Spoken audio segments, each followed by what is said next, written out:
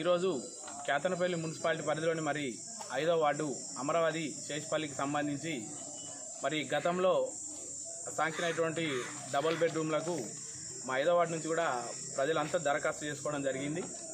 అప్పుడు మరి పలుమార్లు కూడా అధికారులు వచ్చి ఎంక్వైరీ చేసిన సందర్భంలో మరి అందరూ కూడా ఎలిజిబుల్ లిస్ట్లో ప్రతిసారి కూడా కనబడ్డారు. కానీ మరి లేటెస్ట్గా మొన్న అతికించినటువంటి లిస్టులో మరి నిరుపేదలైనటువంటి అర్హులుగా ఉన్నటువంటి పేదలై ఒక 10 నుంచి 20 మంది వరకు లిస్టులో పేర్లు కనబడడం లేదు. మరి దీనికి సంబంధించి మొన్న కలెక్టర్ గారికి కూడా టీఆర్ఎస్ బీఆర్ఎస్ తరఫున కూడా కలెక్టర్ గారికి మెమోరాండం ఇవ్వడం జరిగింది. అదేవిధంగా ఈరోజు మరి మున్సిపల్ కమిషనర్ గారికి కూడా ఇవ్వడం జరిగింది. ఇది ఒక కాపీని మళ్ళీ ఎంఆర్ఓ గారు కూడా అటాచ్ చేస్తాం.